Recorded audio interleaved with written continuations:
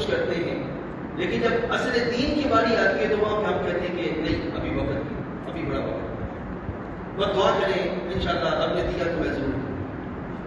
یہ چیزیں ہوتی ہیں۔ میں اس کی ایک آپ کو مثال دیتا ہوں۔ بہت سے ایسی سوچیے، ہر دور کی اپنی ضرورت ہوتی ہے۔ ہمارے آقا صلی اللہ علیہ وسلم آپ مدینہ شریف طیبہ تشریف لائے، میں یہ مثال ثواب کی بات میں جو کام ہوتے ہیں میں اس پر ایک دو چیزیں آپ کے سامنے کرتا ہوں کہ نبی علیہ السلام تشریف لائے، ایک صحابی حاضر ہوئے، عرض کرتے ہیں یا رسول اللہ صلی اللہ علیہ وسلم مدینہ طیبہ میں والدہ فوت ہو گئی ہے تو میں کیا کروں؟ حبیب علیہ السلام نے فرمایا کہ ایک کنواں کھودو اور وہ کنواں کھود کے مسلمانوں کے لیے وقت کرو۔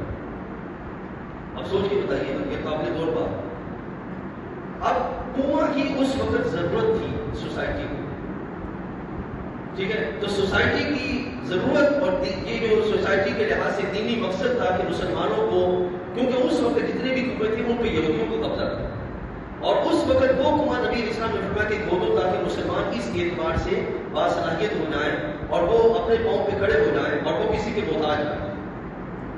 اب دیکھیں یہ وہ کام ہے جس کے واسطے نبی علیہ السلام نے فرمایا کہ تم کرو، اور قیامت تک کے لیے جب تک والدہ پانی پیتے رہیں گے ثواب کس طرف جائے گا؟ اب ٹھیک ہے، اب اصل کام کیا تھا؟ دین کی ضرورت۔ اچھا، اسی طریقے سے آپ نے دیکھا ہوگا نبی علیہ السلام اعلان فرماتے ہیں کہ بھئی جہاد کی طرف جانا ہے، مال چاہیے، یا کوئی ضرورت مند آتا سرکار فرماتے ہیں مال چاہیے، صحابہ اکرام کیا کرتے ہیں؟ اپنا مال لا کر جو ہے وہ نبی علیہ السلام کی بارگاہ میں پیش کرتے ہیں۔ ہم کئی واقعات سنتے ہیں سرکار ایسا کرتے، اس سے نتیجہ کیا نکلتا؟ جہاد کی ضروریات پوری ہوتی، یا اسٹیٹ کی ضروریات پوری ہوتی، یا کوئی فرد آتا اور وہ محتاج ہوتا تو اس کی ضروریات بھی پوری ہوتی۔ اب اس سے کیا ہے؟ سوسائٹی کی ضرورت پوری ہو رہی ہے اور سوسائٹی اپنے پاؤں پہ کھڑی ہوگی۔ ایسا ہے کہ نہیں؟ اب مجھے سوچ کے بتائیے گا ملک پاکستان میں اوپر سے نیچے تک ہمارا حال کیا بنا پڑا ہے کہ ہم اپنے شخصی معاملات میں اپنا پیسہ اپنی ذات کے اعتبار سے سب کچھ کرنے کو تیار ہے، لیکن ملک کی بات ہو یا دین کی بات ہو تو وہاں پہ ہم کہتے ہیں چندہ کر دیا اور 10-10 روپے اکٹھے کر کے جو وہ معاملہ کر دیا جائے، یہ جہاد میں بات ہو رہا ہے۔ یہ کیا ہو رہا ہے؟ ہمارے ادارے کمزور ہیں، ہماری مساجد جہاں پہ اصل کام ہونا چاہیے وہاں پہ کمزور ہے، وہاں پہ سارے معاملہ۔ اب مجھے عزیز دوستوں یہ ہے کہ جہاد بالمال کا مطلب یہ ہے کہ اپنا مال کہاں پہ صرف کرنا، ایسے مقام پہ صرف کرنا جس سے جو وہ دینی ضروریات پوری ہوں اور اللہ تعالیٰ کا دین جو ہے وہ سربلندی کی طرف جو ہو جائے، یہ ہے جہاد بالمال۔ اب ایک بندہ اپنے مال میں سے 2 کروڑ روپیہ محفل میلاد میں لگا دے، اور جب اس کو کہا جائے کہ جناب ایک مدرسے کے استاذ کے لیے جس کی ابھی بھی اس دور کے اندر بھی 15,000 روپے تنخواہ ہے، جناب اس کو جو وہ مال دینا ہے اس کی تنخواہ کا سلسلہ کر دیا جائے، تو آگے سے وہ جو صاحب کہتے ہیں جناب یہ 5,000 دے دیں اور باقی کسی اور سے۔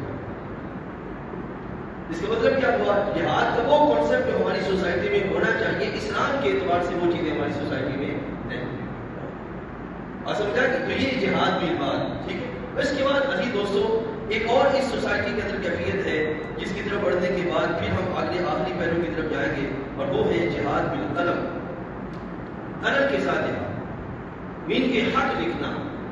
اب اس حق لکھنے میں سب سے پہلی سپریم پوزیشن آتی ہے علماء کی، اس کے بعد آتی ہے ججز کی، اس کے بعد آتی ہے صحافیوں کی، اور اب اس دور کے اندر سوشل میڈیا پر بیٹھا ہوا ہر وہ بندہ جو ذرتی برابر بھی کومنٹ کر سکتا ہے وہ اس میں آتا ہے، جو کومنٹ کر سکتا ہے وہ اس میں آتا ہے کہ وہ کیا لکھ رہا ہے، اس کا لکھا ہوا معاملہ بھی کس میں آئے گا؟ جہاد میں آئے گا۔ وہ حق لکھ رہا ہے، اپنی شخصیت کو پروموٹ کر رہا ہے، اپنی ذات کو پروموٹ کر رہا ہے، جو کچھ بھی کر رہا ہے وہ اس کیفیت کو دیکھیں کہ میں کس کیٹیگری میں کھڑا ہوں، کس کے لحاظ سے۔ یہ کیا ہے؟ جہاد بالقلم۔ اور آخری چیز سن لیجیے، جہاد بالسیف۔ جہاد بالسیف کیا ہے؟ مسلسل تلوار لے کے میدان میں آنا اور دشمن کے سامنے کھڑا ہو کر اس کے لحاظ سے بھی اہتمام کرنا۔ یقیناً یہ ساری چیزیں اپنی جگہ فضیلت والی ہیں، ٹھیک ہے نا، لیکن اس کی فضیلت ایک اپنی انفرادی حیثیت کے خاص، ٹھیک ہے۔ اب اگر ان دو کا مقابلہ کیا جائے، جہاد بھی سیف کبھی کبھی ہوتا ہے، لیکن جب حالت بن جائے تو اس وقت فرض ہو جاتا ہے۔ عمومی طور پر یہ فرض کفایہ ہوتا ہے، لیکن جب خاص حالت بن جائے تو جہاد جو وہ یہ فرض عین ہو جاتا ہے، ٹھیک ہے۔ لیکن جہاد بالنفس یہ ہر حال میں فرض ہوتا ہے۔ جہاد بالنفس ہر حال میں کیا ہوتا ہے؟ اے میدان جنگ میں آپ نے وہ واقعہ نہیں سنا ہوا، حضرت سیدنا علی المرتضیٰ رحمہ اللہ مجبرین، آپ لڑ رہے ہیں تو لڑتے لڑتے آپ دشمن پہ غلبہ پا لیا اور آپ نے دشمن کو بچھاڑ دیا، اس کو لٹا دیا اور تلوار سے اس کا سر تن سے جدا کرنے ہی والے تھے کہ اس نے آپ کے منہ پہ تھوک دیا. اسی وقت آپ نے تلوار ہٹا دی. آپ نے تلوار نہیں چلائی، تلوار ہٹا دی. اب وہ حیران ہوا کہ بھائی میں نے تو یہ سارا معاملہ کیا تھا کہ آپ کو غصہ آئے اور پھر آپ اپنی حرکت جو وہ تیز کرتے. آپ نے فرمایا کہ پہلے میری فکر پہ صرف رب تعالیٰ تھا اور جب تم نے تھوک پھینکی تو اب میری ذات بھی شامل ہوگی. اس نے مجھ پہ تھوک پھینکی، اب میری ذات بھی شامل ہوگی. اب میں نہیں چاہتا کہ میری تلوار چلے تو اپنی ذات کے لیے چلے، میں جب بھی تلوار چلاؤں تو رب تعالیٰ کی رضا. یہ ہے آپ خود سوچیں نبی کے لیے کہ جہاد میں نفس کی ضرورت ہر مقام پہ ہے. ایک بندہ میدان میں تلوار لے کے کھڑا ہے اور اس کی وہاں پر صرف یہ سوچ بن جاتی ہے کہ میں محض اپنے ملک کے دفاع کے لیے کھڑا ہوں، میرا کلمۃ الحق کا معاملہ نہیں ہے، تو سمجھے کہ اس کی طبیعت بھی کمزوری ہے.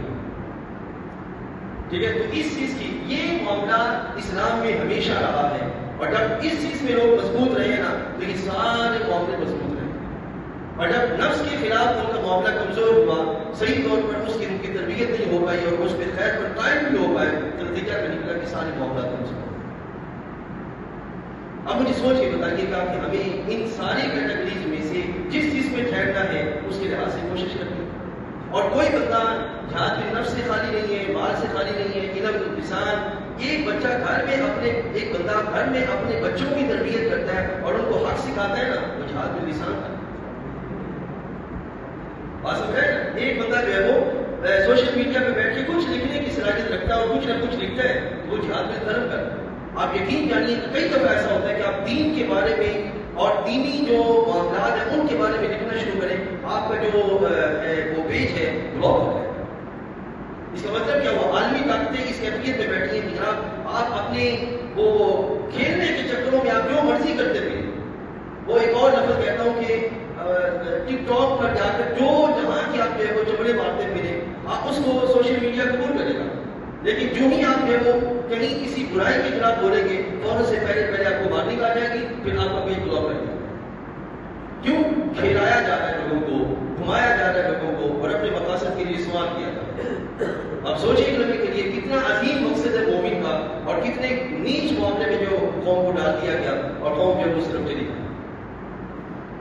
ٹھیک ہے، یہ میں نے چاہا کہ آج آپ کے سامنے جو ہے وہ اس کیفیت کو رکھا جائے کہ ہماری ذمہ داری کیا ہے، ہمارا معاملہ کیا ہے، مقصد کتنا عظیم ہے. اللہ تعالیٰ قرآن مجید میں ایک آیت کریمہ سنیے، بات ختم کرتے ہیں. اللہ تعالیٰ فرماتے ہیں ان اللہ اشتری من المؤمنین انفسهم واموالهم بان لهم الجنہ. اللہ تعالیٰ نے مومنوں سے ان کی جان اور ان کے مال کے بدلے جنت کا جو سودا بنا. اب سوچیں کہ نبی کے لیے جان اور مال ہم نے رب کو دینی ہے اور جو وہ دنیا کے کھلواڑ میں ہم پڑے ہوئے ہیں، ہمارا معاملہ خسارے کی طرف ہے یا فائدے کی طرف؟ ایک وہ بندہ جو رب تعالیٰ کو مالک یا معبود نہیں مانتا، وہ جو مرضی کرتا ہے. لیکن ایک بندہ اس کو پتا ہے کہ میں رب کی بارگاہ میں حاضر ہونا ہے، رب تعالیٰ کے تبارہ کے ساتھ میں سودا کر بیٹھا ہوں، تو آپ اس پر لازم ہے کہ وہ کیا کرے، اپنے راہوں کو سیدھا کرے، چونکہ قدم اٹھائے، درست بولے، درست انداز اپنائے، اپنا قلم اپنا ہاتھ جو وہ صحیح طور پر چلائے. اس کا نتیجہ کیا نکلے گا؟ آپ سوچ کے بتائیے. معاشرے میں کوئی بھی فرد وزیر اعظم سے لے کے نیچے تک ان سے خالی نہیں. یہ ہے وزیر اعظم سے لے کر نیچے عام فرد تک، ریڑھی لگانے والے تک اس سے خالی نہیں. جب اس سے خالی نہیں ہے تو اگر وہ ان سے جدا ہوتا ہے تو اس کا مطلب یہ کہ اس کے ذہن میں کوئی مقصد نہیں ہے، وہ صرف اپنے مفاد کو پانے کے لیے کوشش کرتا ہے. ٹھیک ہے، اللہ تعالیٰ جل وعلا ہمیں رمضان شریف کی برکتوں سے صحیح معنی میں جہاد کا مطلب سمجھنے